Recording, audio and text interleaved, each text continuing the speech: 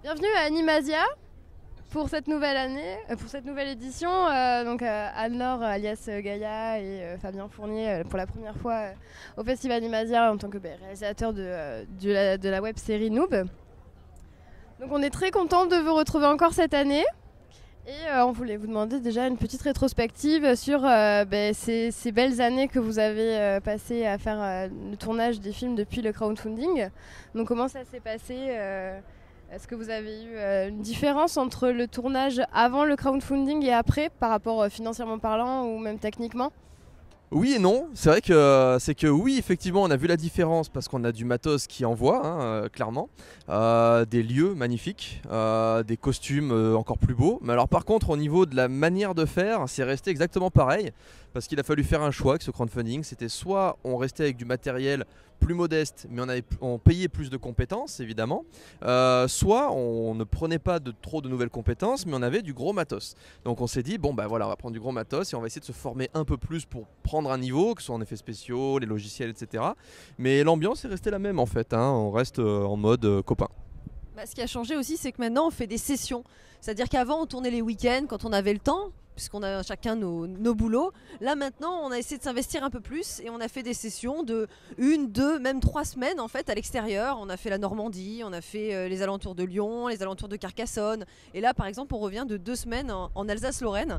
Et pour nous c'est un peu une première de se retrouver comme ça dans un gîte tous ensemble. Déjà c'est des délires ensemble, des choses qu'on partage maintenant qu'on partageait peut-être pas avant.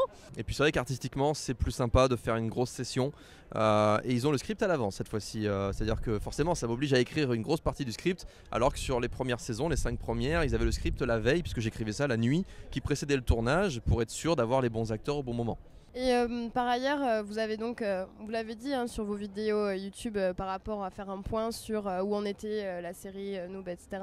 Juste pour préciser, donc vous avez fini le tournage de film 2 et aussi le 3, du coup ? Non. Alors actuellement, là on est à 40% du film 3 et 100% du film 1 et 2. Voilà. Enfin, le film... C'est normal. Oui, le 1 c'est normal, mais le film 2, ouais, il reste une toute petite scène post-générique voilà, mais c'est vraiment rien du tout à faire. Voilà, mais sinon on a tout fini en termes de tournage. Et pour ceux qui à chaque fois nous posent la question, quand on aura fini la trilogie, c'est-à-dire à peu près en juin, au niveau des tournages, juin prochain, on attaque les tournages de Warzone Project, la suite qui deviendra notre série principale. C'est vrai qu'on l'a mis un peu de côté parce qu'on avait le crowdfunding qui nous est tombé dessus, mais bon, ce genre de choses c'est plutôt positif. Et voilà, donc c'est vrai que Warzone revient, ne vous inquiétez pas, voilà, c'est sur ma casquette. Qu'est-ce que aussi pour la saison 8, donc le troisième film, comment vous appréhendez la finalisation justement de cette saison 8 ? Parce que ce sera peut-être la dernière, si j'ai bien compris. Alors c'est vrai que les retours sur la saison 7 sont très positifs. Vraiment, il y a quelques personnes... Alors souvent les personnes qui sont déçues, ce qui est drôle, c'est qu'elles sont déçues de ne pas retrouver l'intensité, parce qu'on les a quittées sur une fin de saison 6 qui était intense, et forcément ça redescend un peu et ça repart. Donc c'est toujours pareil, à chaque début de saison, les gens sont déçus de ne pas retrouver l'intensité. Mais en fait, moi je ne le prends pas comme une critique négative, justement parce que je me dis... Je pense que certains seront assez contents parce que j'ai une vision globale du tableau, voilà, et eux non. Donc, oh là là, on a un joueur du grenier qui essaye de faire un shoot dans la caméra. Et donc, en fait, d'ailleurs, un joueur du grenier qui sera dans le film 2. Et donc les retours sont très bons dans l'ensemble, les gens sont assez motivés. Après, ils n'ont pas vu grand chose, ils ont vu que 2 épisodes, c'est quoi, c'est 15 minutes, donc c'est pas grand chose. Et donc, ensuite, nous sommes trollés par Fred. Et le film 3, donc le film 3, la saison 8, je m'y perds dans toutes ces numérotations, donc le final, ça sera bien la fin, effectivement, c'est la fin en vidéo. Finir une licence, il faut savoir finir, voilà. Et nous, moi je suis très contente en fait de ce final. J'espère vraiment qu'on va pouvoir tout tourner et vraiment pour que ça aboutisse à ça, parce qu'on n'a pas encore fini forcément tous les tournages du troisième film. Mais voilà, je pense que... il y a un petit truc quand même. Je pense que ce sera chargé d'émotions. Et alors, c'est toujours pareil, parce que je dis toujours dans ma vidéo, oui, il existe un cycle 4 et un cycle 5, mais ça sera en roman et sûrement bande dessinée, parce que à faire, c'est pas possible. C'est, en gros, comme je dis souvent, vous voyez World of Warcraft. Ah bah oui, vas-y, spoil bien la suite, tu vois, super.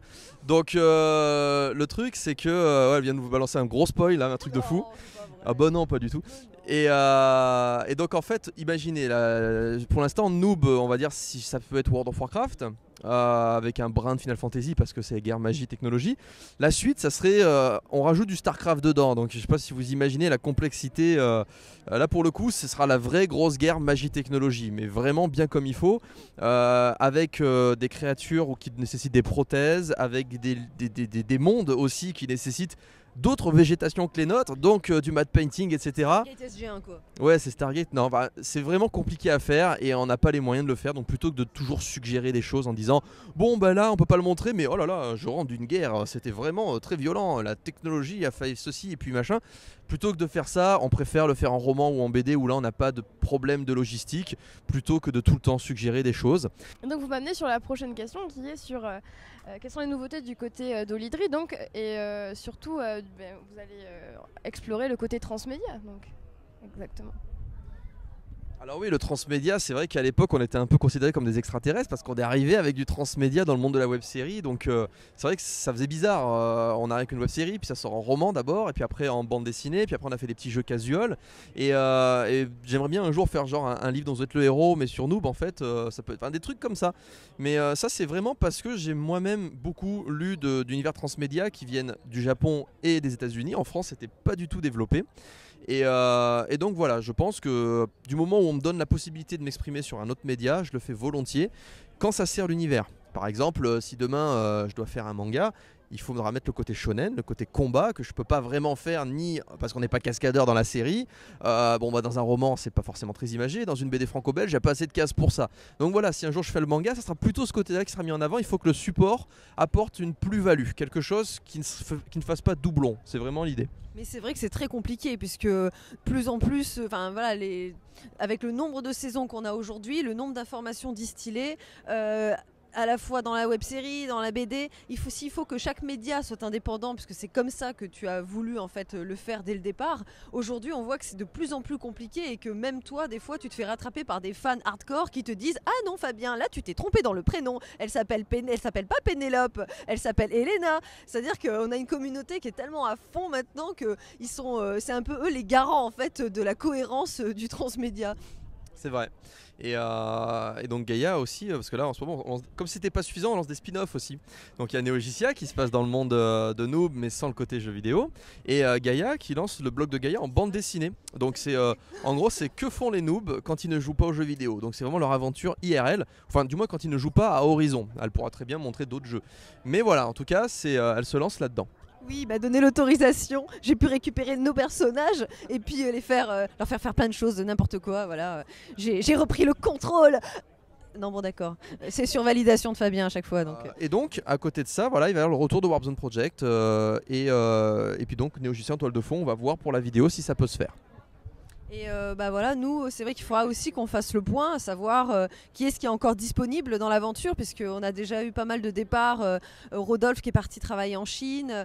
On a eu aussi Arthéon qui n'a pas été là pendant un petit moment parce qu'il bossait dans les alentours de Londres. Donc c'est vrai que forcément on est tributaire de ça. Donc c'est ce qui, on va dire, des disponibilités des uns dépend aussi la manière dont on va pouvoir raconter l'histoire. Mettre l'accent sur tel personnage plutôt que sur un autre. Donc là, moi j'ai hâte de pouvoir faire la suite de Warp Zone, déjà parce que je m'attendais pas à ce que les gens soient aussi dans l'attente de la suite.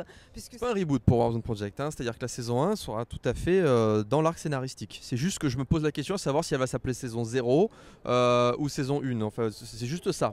On pourra commencer à regarder ce qu'on va faire sur Warp Zone Project comme si, sans s'intéresser à la première saison qu'on a faite, mais elle sera tout à fait dans l'univers en fait. Hein. Le pitch de base de Warp Zone Project tel que vous allez le découvrir, c'est une équipe de survivants suite à la destruction de leur monde arrive dans une nouvelle dimension en fait. Voilà, ça c'est le pitch de base. Et il y aura un épisode 10 qui va compléter ça.